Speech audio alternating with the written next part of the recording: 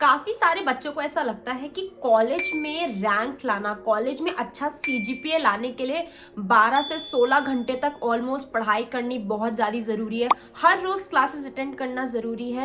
हर रोज़ college की books, notes को revise करना बहुत ज़्यादा ज़रूरी है। तो आज की वीडियो में ये सारे myths around how to get good CGPA and college में रैंक अच्छी कैसे लेकर आ सकते हैं इस वीडियो में बताऊंगी, क्योंकि मैं रह चुकी हूँ बीटेक कंप्यूटर साइंस में रैंक 2 एंड रैंक 1 में मेरी 0.1 समथिंग सीजीपीए कम थी। तो I think I am someone who has gone through this phase of BTech का 4 साल का ड्यूरेशन, जिसमें मैंने 12 से 16 घंटे तो कभी पढ़ाई नहीं करी होगी। हाँ, एग्जाम से एक दिन पहले ज़रूर करी होगी, बट पूरे अराउंड सेमेस्टर कभी भी नहीं करने की ज़रूरत होती है।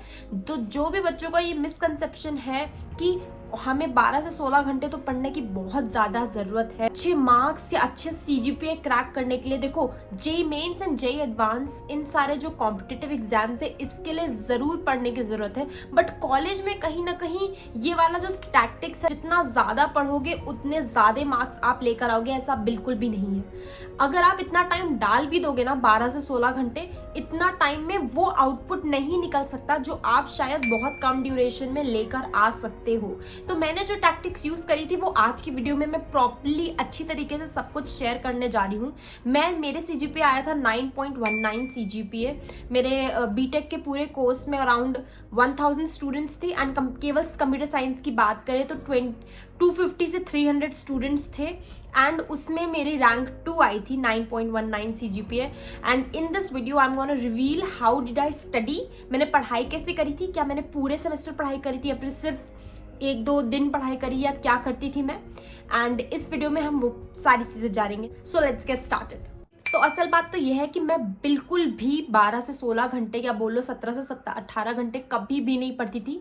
असली बात सिर्फ और सिर्फ मेरे रूममेट्स को पता थी कि मैं कितना ज़्यादा एक्टिव थी कम्युनिटीज़ में, काफ़ी सारे इवेंट्स में, कि इतना टाइम तो मैंने कभी भी पढ़ाई में डिवोट नहीं किया था। बट हाँ, मैं बहुत ज़्यादा विजिलेंट थी कि क्लास में क्या चल रहा है, एंड अगर मेरी क्लासेस मिस होती थी, क्योंकि मैं इतने सारे इवेंट्स में पार्टिसिपेट करती थी तो मिस होती ही थी क्लासेस, तो मैं मेक श्योर करती थी कि एग्ज़ाम आने से पहले एटलीस्ट एक हफ्ता पहले तो मेरे पास पूरे के पूरे नोट्स हों।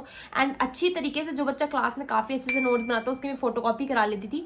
तो इन शॉर्ट मैं अपने पास पूरा कंटेंट जो मुझे तैयार करना है, पढ़ना है, वो पहले से तैयार रखती थी। तो पहली चीज़ तो यही है कि अपना ग्रुप, अपना सर्कल एक ऐसा बनाओ, अप्रोचेबल बनाओ कि आप नोट्स एटलीस्ट इकट्ठा कर पाओ, ये पूछ पाओ कि इंपॉर्टेंट क्वेश्चंस कौन से हैं। ठीक है। सेकेंड थिंग इज दैट जितना टाइम आप पढ़ाई में डिवोट कर रहे हो, मेक श्योर करो कि वो एकदम फोकस्ड हो। तो मैं एक चीज़ जो यूज़ करती थी वो रहता था अवॉइडिंग डिस्ट्रैक्शंस। जैसे मान लो मेरे एग्जाम्स आने वाले हैं, मैंने नोट्स इकट्ठा कर लिए, मैंने कंटेंट मटेरियल इकट्ठा कर लिया जो मुझे पढ़ना है, एंड उसके बाद मैं अपने डिस्ट्रैक्शंस को पूरा कट कर देती थी। मेरे हॉस्टल एंड कॉलेज लाइफ में आई हैड फ़ोन, लैपटॉप, जिससे मैं काफ़ी ज़्यादा डिस्ट्रैक्ट जाती थी। अलॉन्ग विद दैट काफ़ी सारे बच्चे आ जाते थे रूम में पढ़ने के लिए, या फिर सब लोग साथ में मिलकर पढ़ रहे हैं। तो group studies is good, but at least आपको ग्रुप स्टडी से समझ में आ रहा हो एंड आप लर्न कर पाओ।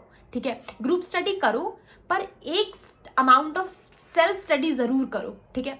तो मैं क्या करती थी, अवॉइड डिस्ट्रैक्शन करने के लिए मैं अपना फ़ोन को अपनी अलमीरा के अंदर रखती थी ताकि मैं बिल्कुल भी डिस्ट्रैक्ट ना हूँ। एंड जहाँ पर भी मेरे दिमाग में आता था कि यार मुझे ना फ़ोन देखना है इस पर्पज़ के लिए, या मुझे एक बार ये चेक कर लेती हूँ कि उसका मैसेज आया कि नहीं, मैंने उससे नोट्स मांगे थे, तो मैं पेन और पेपर पे लिख लेती थी कि मुझे क्या क्या चेक करना है फ़ोन में, रादर देन बार बार जाकर फ़ोन देखने के।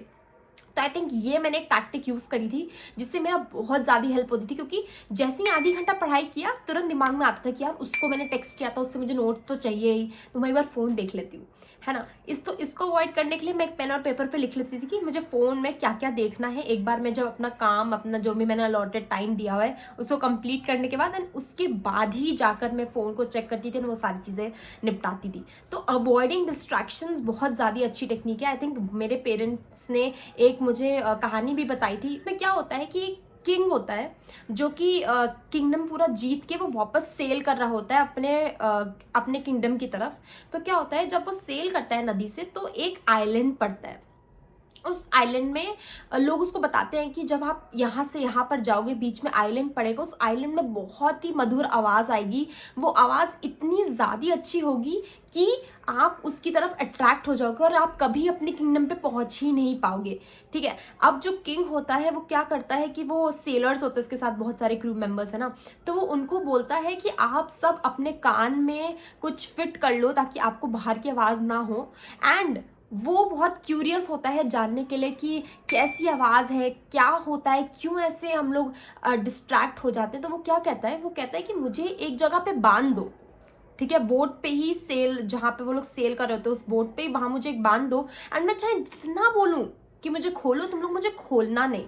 ठीक है, तो फिर वो लोग जा रहे होते हैं। अभी तो जितने भी क्रू मेंबर्स होते हैं उन्होंने अपने कान में कुछ लगा लिया होता है जिससे उनको आवाज़ सुनाई दे रही थी। जैसे वो आइलैंड पे पहुंचते हैं, आवाज़ आने लगती है, सेलर्स को तो कुछ समझ में नहीं आ रहा है। एंड जो किंग होता है वो बहुत बोलता है कि मुझे छोड़ दो, मुझे खोल दो, बट कोई इसको खोलता नहीं है। एंड देन वो अपना जो किंगडम होता है उसमें वो पहुंच जाता है। तो आप समझ रहे हो, जैसे जैसे आप अपने डिस्ट्रैक्शंस को कट ऑफ करोगे तो आप अपने गोल पे ज़रूर पहुंच सकते हो।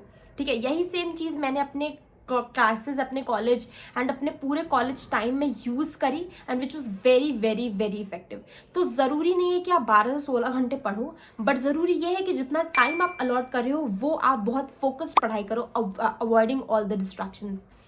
सेकेंड थिंग जो मुझे लगता है बहुत ज़्यादा मैंने यूज़ किया था अपने कॉलेज टाइम पे, दैट वॉज 20-80 रूल। तो अगर आपको पता हो कि सिलेबस बहुत वास्ट होता है कॉलेज में, राइट, सब कुछ होता है, ये सेक्शन भी आ रहा है, वो सेक्शन भी आ रहा है, बट अगर आप प्रीवियस ईयर्स पेपर देखो तो आपको पता चलेगा कि अगर 100% सिलेबस है ना तो उसमें से 20% ही मेन टॉपिक से क्वेश्चंस आ रहे हैं। तो वो पता करना कि क्वेश्चंस कौन से मेन है, कौन से मेन टॉपिक्स हैं हमारे सिलेबस में, वो मैं ज़रूर करती थी। पढ़ने से पहले मैं पूरे सिलेबस को स्कैन करती थी एंड देखती थी कि यार उसमें से इंपॉर्टेंट टॉपिक्स कौन से हैं, उसमें से ऐसे टॉपिक्स कौन से हैं जिनसे बहुत ज़्यादा क्वेश्चंस प्रीवियस ईयर में पूछे जा चुके हैं, किसको मैम ने काफ़ी ज़्यादा एलैबोरेट क्लास में समझाया है, वो सारी चीज़ें नोट करके उसके हिसाब से पढ़ती थी। Pareto principal which says that 20-80%, अगर कोई दुकान होती है उसमें जो प्रॉफिट आता है वो मोस्टली 20% ऑफ द सामान को सेल करके ही आता है, राइट।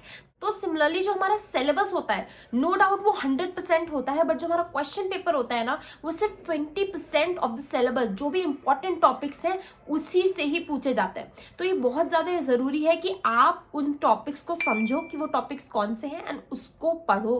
तो मुझे लगता है ये दो टेक्निक्स मैंने अपने पूरे कॉलेज टाइम में यूज़ करी है and which has help me become the rank holder in the college. And अगर आप ये सारी चीज़ें अप्लाई करोगे खुद से भी तो आपको ये चीज़ फील होगी कि हाँ मैं ग्रो कर रहा हूँ कॉलेज में without spending much time in the college. ठीक है, तो ये दो प्रिंसिपल यूज़ करो। Let me know in the comments कि आप इन प्रिंसिपल्स को यूज़ करते भी हो या नहीं करते हो, और अगर आप नहीं करते हो तो प्लीज़ करो, बिकॉज मुझे ऐसा लगता है कि आप इन सब चीज़ों को यूज़ करके काफ़ी ज़्यादा जल्दी ग्रो कर सकते हो। ठीक है, and I wish you all the best. अगर आपको इस वीडियो से थोड़ी सी भी हेल्प मिली हो, मेक श्योर करना कि चैनल को सब्सक्राइब एंड लाइक करना बिल्कुल भी ना भूलो। Thank you so much for watching.